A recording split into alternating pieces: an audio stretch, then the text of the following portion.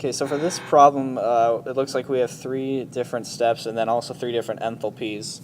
And our final product is going to be 1/2 N2 plus 1/2 O2 reacts to produce an NO. And so we're going to have to perform some operations on these 3 different steps to get our final product. And so you can see that we have an N2 in the original and 1/2 an N2 in the final. So obviously something needs to occur to make this change possible.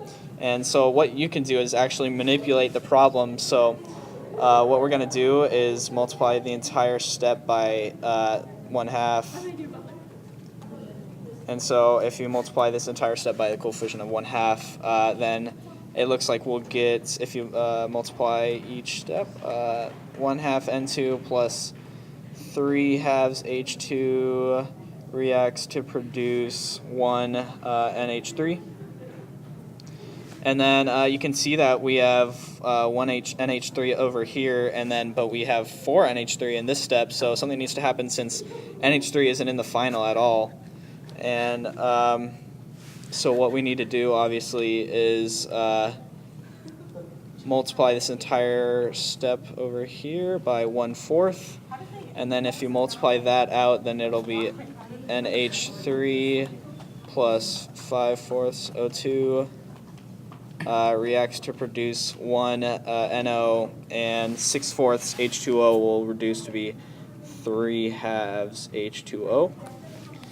And so that's great, but you can see that there's no H2O in the final equation, so we need to get rid of it by using the H2O in this problem and manipulating it. But you can see that both the H2O in the final step after operations have been performed and the H2O in the elementary steps are both on the product side. So we're going to need to flip the one that we can manipulate, which is this whole step right here.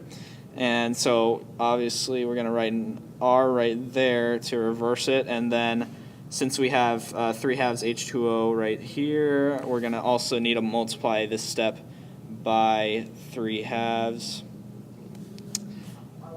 And so when we do that and perform the operation, it'll be 3/2 H2O, and then reacts, since we're flipping it, reacts to produce 3/2 H2 plus 3/2 times 1/2 is 3/4 O2. And so now that we've done all that, we're going to cancel it out and make sure that all of these steps combine to make our final equation up here. And so let's just start finding things that are similar and seeing if they can cross out. So you'll see that we have 3/2 H2O up in the first one, and then 3/2 H2 down here in the third. And we also have an NH3 and an NH3 that can cancel out. NO is fine because it's in the final, so we don't need to cancel those out. 1/2 N2 will be fine since that's also in the final. But then there's 3/2 H2O and 3/2 H2O that can also cancel out.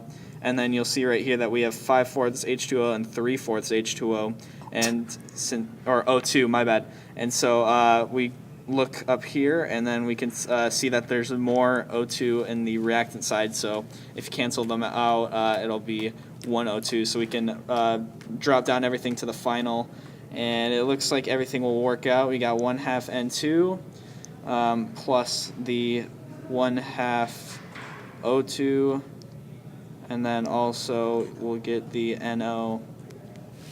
And so everything worked out like it was supposed to. So we're going to perform the operations on the enthalpies now.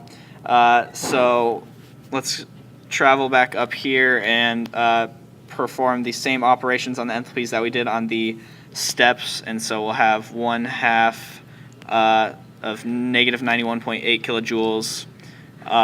We will have 1/4 of negative 906.2 kilojoules.